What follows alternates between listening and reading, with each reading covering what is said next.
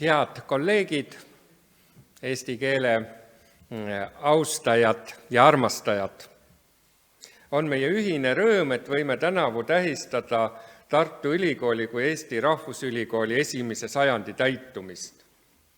1919. aastal asutatud emakeelsest ülikoolist sai ka Eesti teadusterminoloogia süstemaatilise arendamise keskus. Iseseisev Eesti riik loodi mitmeti eesti keele kui riigikeele arendamiseks sobival ajal. Oli keeleuuenduse kõrgaeg ning just oli ilmunud ka esimene Eesti õigekeelsuse sõnaraamat.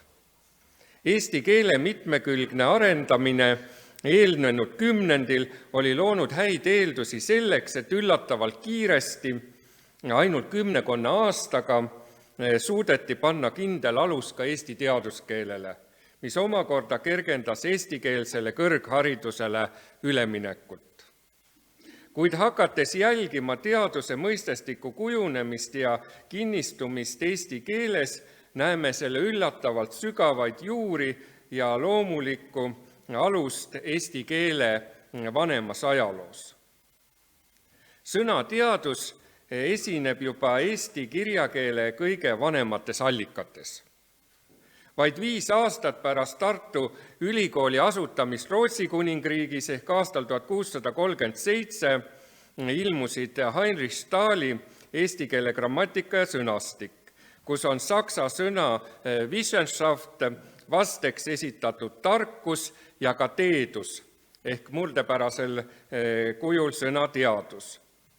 Tuleb siiski tähele panna, et tol ajal oli ka saksa keeles sõna Wissenschaft tähendus mõnevõrra erinev praegusest, tähistades kõigepealt üldiselt teadmisi ning see oli nii ka eestikeelse sõnaga.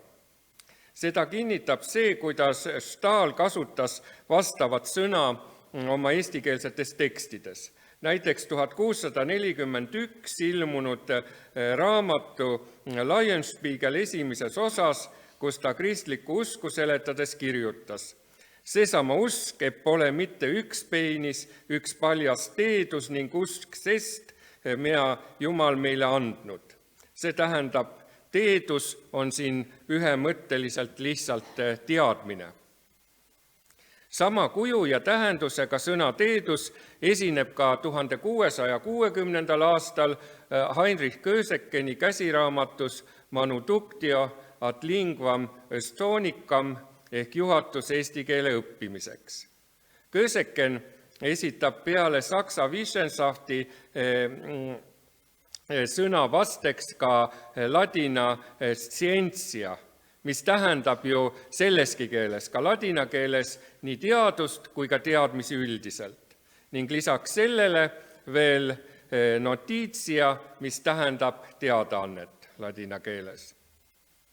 Sõna teadus päritolu vaadeldes on ilmne, et see on eesti keeles usliitega tuletis verbitüvest teadma. Selline tuletis esineb peale eesti murrete veel vadja keeles, kus täädus tähendab samuti nii teadmisi kui ka teadaannet. Üsna avar on ka eesti sõna rahvakeelne tähendusväli. Keskne tähendus on olnud ikka teadmine. Näiteks karuselt üles kirjutatud meitel ei ole täädust ühti ja selle kõrval on levinud ka teadaande teate tähendus. Nii näiteks Kuusalust, kas on midagi teadust tuld, mingit teadet tulnud või Märjamaalt ta tõi mulle teadust. Eesti murretes on sõna tähendanud nii teada antud kui ka teada saadut. Sõna teadus kõrval esinevad veel verbis teatama tuletatud teatus, täätus, mis tähendavad ka peamiselt teada andmist. Eesti kirjakeele ajaloos on sõna teadus tähenduse kitsenemine jälgitav läbi 19. sajandi teise poole. Jätkub küll sõna kasutamine laiemas teadmise tähenduses, kuid selle kõrval, eriti tuletistes ja liitsõnades, hakkab kinnistuma sõna tänapäevane sisu.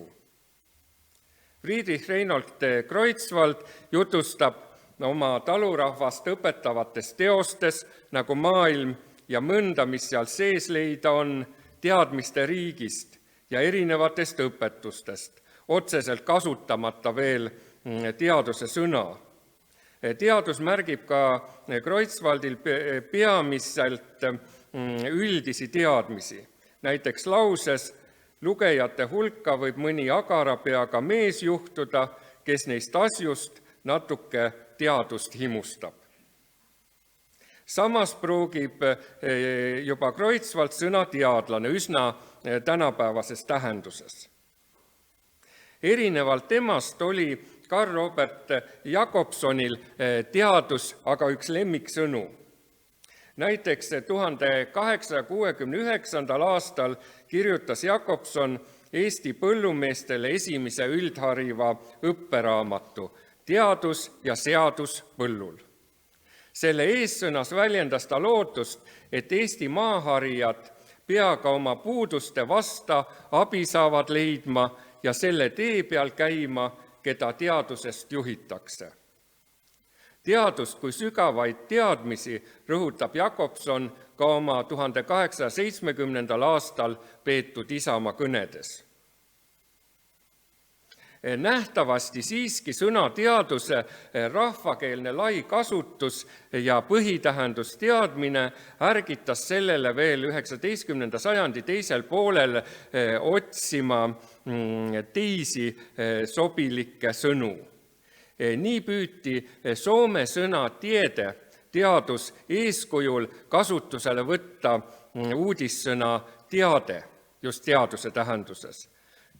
Nii 1884. aastal ilmunud Ado Greensteini Eesti sõnaraamat esitabki saksa Wissenschafti vastena sõna teade ning seda kasutab ta ka teadusalasid märkivates liitsõnades, näiteks keeleteade, mida ta siis seletab filoloogia, keelte tundmine, õpetus keeltest ja kirjandustest, täheteade, astronomii, teadus ilmakehadest, taevalaotuse kehadest, õigusteade, jurisprudence, õiguste seaduste tundmine, õpetus, teadus õigustest, seadustest.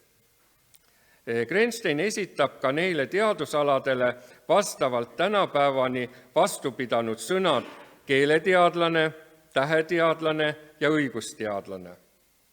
Ajalukku on aga jäänud tema poolt esitatud teadukond, Wissensgebiet, mida ta seletab ka kui teaduse suurus, mis kellelgi käes on, teadmise põld, teaduse vald. Ning ka teadumees, Mann der Wissenschaft, õpetatud mees, kes teadusele elab. Sõnal teadu on samuti tegelikult vana rahvakeelne alus ja selle vasteks soome keeles on näiteks sõna tieto. Soome eeskujuga teade kui teadus asemel siiski Greenstein ise ka kasutab hiljem oma artiklites jällegi sedasama sõna teadus. Näiteks ajalehes Olevik 1889. aastal ilmunud mitmeosalises artiklis, mis teadusi on põllumehel tarvis, nimetab ta juba teaduslikule põllumehele, nagu ta on kirja pannud, vajalikke teadusi, geoloogiat, mis meid maapõhja ja pinnasaladustega tuttavaks teeb, taimeteadust ehk botaanikat ja lahutuskunsti ehk keemiat ehk keemiateadust. Greenstein rõhutab, et maaharija ei ole paljas mullasegaja, vaid teaduse mees, kes auga oma riiki valitseb. Teaduse mees on tal siin suurte teadmistega mees, neist eristab ta ka teadumehed ehk elukutselised teadlased, kes oma uurimustes kõige olulise peale alati ei juhtugi tulema. Greenstein on oma kirjutistes esitanud veel teisigi hiljem tuntud termineid, nagu rahvateadus ja maateadlane. Sõna teaduskond on ta kasutanud ka teadusala tähenduses. Ferdinand Johann Wiedemanni Eesti-Saksa sõnaraamatus on teaduskond aga üldiselt teaduse Wissenschafti vaste, aga samas ka juba tänapäevases tähenduses ehk fakulteet, teaduskond.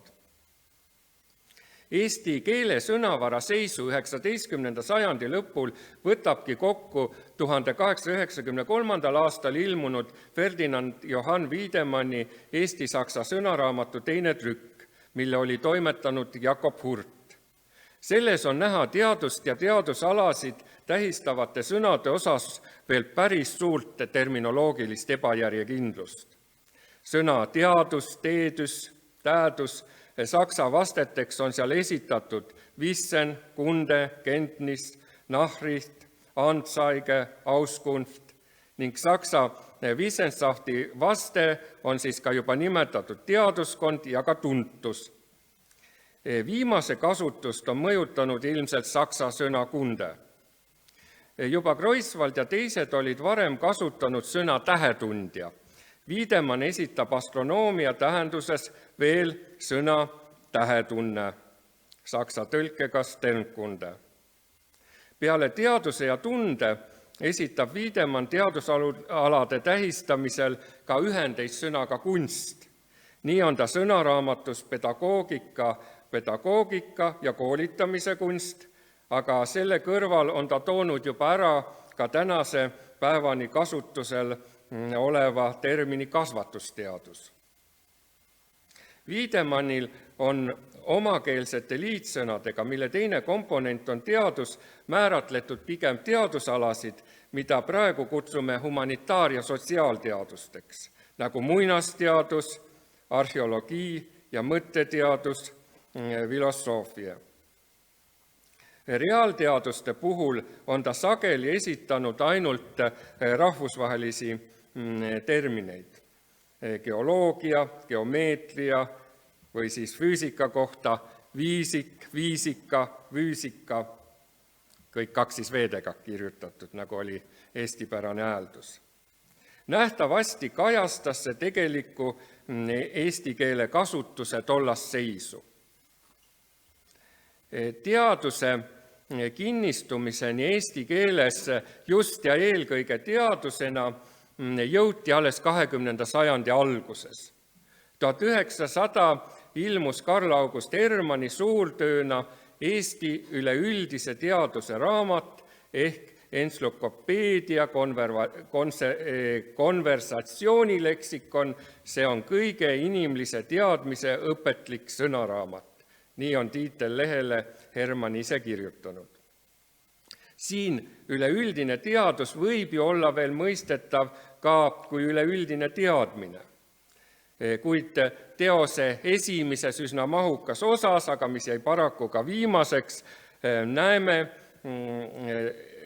teadusalade esitamisel nii tänapäevaseid vasteid kui ka teataid erinevusi. Nii on seal algebra nimetatud arvuteaduseks. Aritmeetika on aga omakeelselt seletatud kui arvamine, rehkendamine, numbriõpetus. Astronoomia ei ole siiski Hermannil enam tähetunne, vaid juba täheteadus ja astronoom täheteadlane. Selle kõrval on aga astroloogist saanud tähetundja ja astroloogiast tähetundmine. Hermann selgitab samas ka astronoomia ja astroloogia vahekorda, kirjutades astroloogia kohta, et see tuumaka mõtte ja selge teaduse ees täiesti tühi ja rumal on. 20. sajandi 2 esimesel kümnendil arenes eesti kirjakeel hooga edasi ning üha süstemaatilisemaks muutus ka teadusega seotud sõnavara kasutus. Kui Eesti Vabariigi sünniaastal 1918 ilmus Eesti Kirjanduse Seltsi väljaandel eesti keele õigekirjutuse sõnaraamat, oli selles sõna teadus esitatud juba tänapäevastes tähendusseostes. Siiski erinevusi praegusest kasutusest oli sealgi mitut laadi. Näiteks teadusalade nimetustest maateadus märgib seal geoloogiat ja maadeteadus geograafiat. Filoloogia on endiselt võrdsustatud keeleteadusega, nagu see oli juba Grensteinil. Üldisemat teadusalade süsteemi ei esita see Eesti esimene õigekeelsuse sõnaraamat paraku veel üldsegi. Puuduvad täiesti üldmõisted nagu loodusteadused või ka vaimuteadused, mida oli juba pruugitud ka humanitaarteaduste vastena, samuti ka tehnikateadus. Sõna tehnika seletusena on selles sõnaraamatus antud hoopiski oskus veel 100 aastat tagasi ja tehniline vastena oskuseline. Eestikeelse teadusterminoloogia plaanipärane arendamine ja omakeelse teaduste klassifikatsiooni juurutamine saab hoo sisse ikkagi alles 1920. aastatel Tartu Ülikoolis. Üldisema süsteemi sõnastamiseni jõutakse alles 1930. aastatel. Seda tehti kõige põhjalikumalt ja mitmekülgsemalt tollal ilmunud Eesti entsüklopeedias, mille peatoimetaja oli Richard Gleis. Selles on esitatud põhjalik teaduste ülddefinitsioon, mis algab väitega, et teadus, kreeka episteme, ladina scientia, on inimeste teadmuste süsteem. See on tõeliste otsustuste, tõenäoste oletuste ning võimalikkude küsimuste süstemaatiliselt korraldatud tervik. Humanitaarteaduste kohta on Eesti entsüklopeedia 3. köites kirjas, et need on humanistlikud, inimese vaimuelu avaldusi käsitlevad teadused ja õppeained, näiteks keeleteadus, ajalugu, filosoofia, usuteadus, õigusteadus. Vaimuteadused on aga Eesti entsüklopeedias määratletud kui teadused, mis tegelevad eriti inimese vaimu suurte saavutustega, nii nimetatud kultuurikujunditega, nagu teadus, filosoofia, kunst, religioon, riik, rahvus, majandus. Samas osundatakse, et juba Wilhelm Dilfi järgi on vaimuteadused teaduste tervik, mille esemeks on ajaloolis-ühiskondlik tegelikkus. Reaalteadus on Eesti entsüklopeedias esitatud ainsuses ja defineeritud kui teadus, mis tegeleb reaalselt olelevate esemetega, nagu seal täpselt kirjas on. Näiteks loodusteadused, geograafia, geoloogia, keemia, füüsika, vastandina ideaalteadusele, nii et geograafia on seal ka siis koos loodusteadustega. Osundatakse samuti, et mõnikord seatakse reaalteadustele vastandiks humanitaarteadused. Eesti entsüklopeedias esitatud teaduste põhiklassifikatsioon erineb aga mõnevõrra tänapäevasest. Seal on ilus skeem, kes seda on juhtunud vaatama, kus on kõigepealt eristatud ideaalteadused ja reaalteadused. Ideaalteadused jaotuvad omakorda formaalseteks teadusteks ja väärtusteadusteks. Reaalteadused aga loodusteadusteks ja vaimuteadusteks. Nii et siin on ka vaimuteadusi nähtud reaalteaduste osana. Johannes Voldemar Veski poolt juurutatud terminit täppisteadus samas Eesti entsüklopeedia ei hõlma. Küll on selles omaette märksõnana olemas sotsiaalteadused, mida on seletatud kui ühiskondliku elu nähtustega tegelevad teadused, nimelt sotsioloogia, riigiteadused, majandusteadus. Sotsiaalteadused kaovad paraku nõukogude ajal sõnaraamatutest märksõnana täiesti. Nii 1960. aastal ilmunud õigekeelsuse sõnaraamatus on hoopis humanitaarteaduste seletuseks antud ühiskonnateadused. Sotsiaalteadused jõuavad eesti keele sõnaraamatutesse tagasi alles 1990. aastatel, saades nüüd omakorda sama seletuse kui nõukogude ajal humanitaarteadused, tähendab siis ühiskonnateadused. Kokkuvõtvalt võime tõdeda, et asjaolu, et kõiki teadusalasid nimetatakse eesti keeles teadusteks, ei ole sciences and arts, vaid on kõik teadused, tugineb eesti rahvakeelele, kus sõna teadus algselt tähendas üldiselt teadmisi. Rõhutamaks tänapäeval aset leidvat humanitaar- ja sotsiaalteaduste analüüsimeetodite üsna suurt sarnastumist niinimetatud reaalteaduste omadega, on järjest inglise keeles hakatud kasutusele võtma uusi termineid, näiteks educational science, linguistic science. Eesti keeles on aga juba palju varem pruugitud mõisteid nagu haridusteadus ja keeleteadus.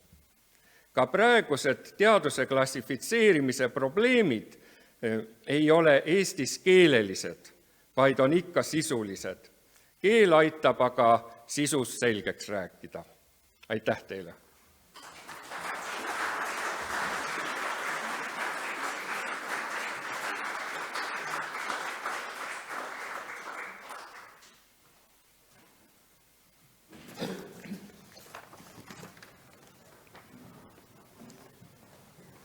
Suur tänu, saime nüüd kaugest minevikust teadete kaudu teadust, mida tähendab teadus eesti keeles ja kuidas see kujunes just seda mõistet tähistavaks terminiks. Aga küllap kuulates tekkis nii mõnelgi tahtmine midagi küsida, kas oma teadusharu, teadusala või teadusvaldkonna kohta või üldisemalt selle mõtete ringi kohta, mida Karl meile siin pakkus. Nii et sõna on vaba. Peeter Saari, palun. Peeter Saari, Tartu Ülikool. Oli väga huvitav teada saada, et ajalugu teeb spiraale, nimelt, et kui kunagi teadusvaldkonda tähistati sõnaga teaduskond, siis nüüd Tartu Ülikoolis on vastupidi. Nimelt on teaduskonna asemel meil nüüd valdkonnad. Ja see ei ole teps mitte keeleloogika, ma tean täpselt, kus see tuli. Toivo Maimets teab ka täpselt, kus see tuli. See tuli sellest, et struktuurireformi ajal meie kõigi poolt armastatud ja lugupeetud juristid ei suutnud leppida perspektiiviga, et õigusteaduskond kaob ära ja sellepärast siis tehti niisugune keele loogikale vastukäiv ja ilmselt siis ajalugu kordav, nii et see on väga meeldiv täiendav argument juristide kasuks, nemad alati leiavad argumente. Et väga huvitav, aga ma siiski loodan, et tuleb aeg, kus Tartu Ülikoolis on jälle teaduskonnad.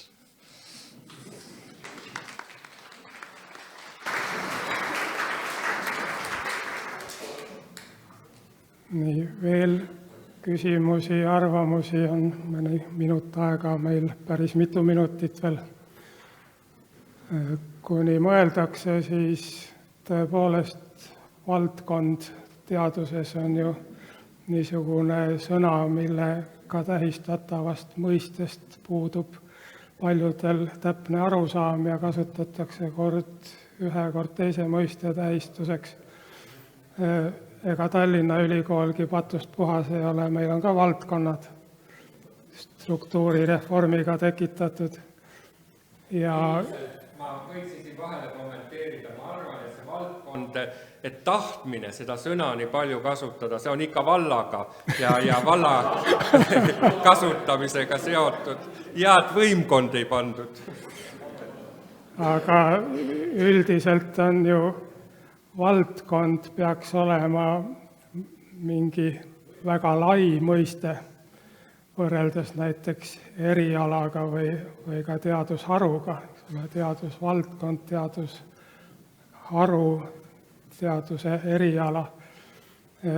Aga tihti läheb ka seal sassi ja olles nüüd juba meie ülikooli lainel, siis ei saa mitte olla kriitikata, et meil on need valdkonnad nimetatud veel fookusvaldkondadeks.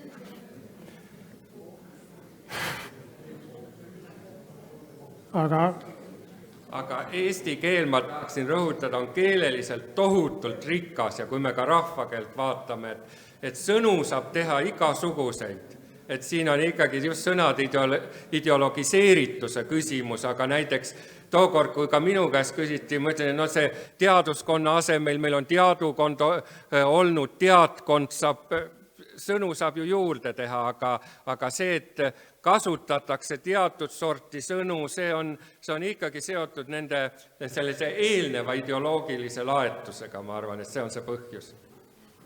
Täiesti võimalik. Jah, mikrofon palun.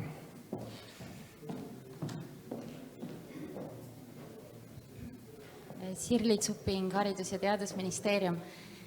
Aitäh, akadeemik Pajusalu, et te olete tähelepanu pööranud oma varasemates populaarsemates kirjutistes ka sellele, et kui me räägime eestikeelsele kõrgharidusele üleminekust, siis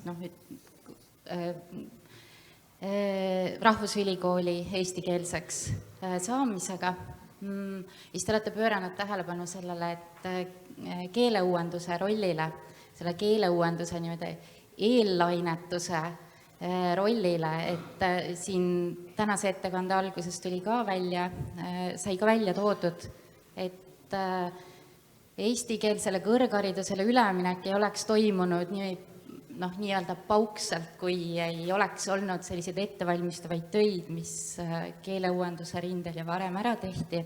Et sellele tavaliselt eestikeelsele kõrgharidusele üleminekul nagu eriti ei räägita ja keeleteadlaste rolli võib-olla ei tõsteta seal nii väga esile. Aga see oli see tänu koht, et te olete avanud selle teema, aga küsimus puudutab hoopis seda, mida ma oleksin võinud ka kuskilt muidugi järele vaadata, aga kui me nüüd mõtleme sellele, et Eesti ülikool avati ja võeti vastu otsus, et minnakse üle eestikeelsele kõrgharidusele. Et kas on teada, mis aja jooksul jõuti nii enam-vähem, äkki 100% kõik loengud ei toimunudki mingil ajahetkel eesti keeles, aga et kas on teada, mis ajal oli vähemalt 80% loengutest eesti keeles, kui seda üldse saab nii mõõta, ei ole päris kindel.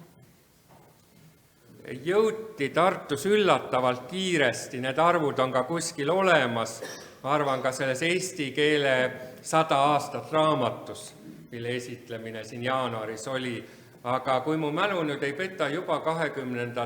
aastate lõpus, 1920. aastate lõpus, aga ma tahaksin natukene täpsustada, et tegelikult Eesti ühiskonna ja eesti keele tervise jaoks on olnud ikkagi väga oluline see, et eesti keel ei ole mitte ainult keeleteadlaste asi, ega neid keeleteadlasi, eestlasi oli ju enne 20. aastaid, mõni üksik ainult.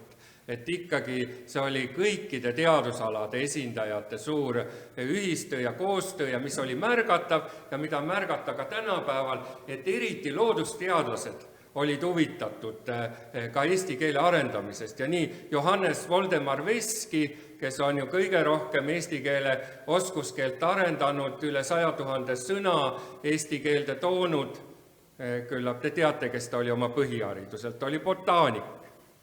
Nii et siin ikkagi jah, et nii nagu ma arvan keele puhul ka, et kui öeldakse või pahandatakse kliimauurijatega, et miks see kliima ei ole korras, aga see ei ole mitte nende süü, et sama on see keeleteadlaste puhul, et kui keel ei ole korras, siis see midagi ütleb ikkagi kogu selle ühiskonna kohta. Ja et ikkagi, et keelel oleks hea tervis, selleks on vaja kogu ühiskonna ühist jõupingutust. Aitäh! No nii, suur tänu veel kord ja teeme teadust edasi.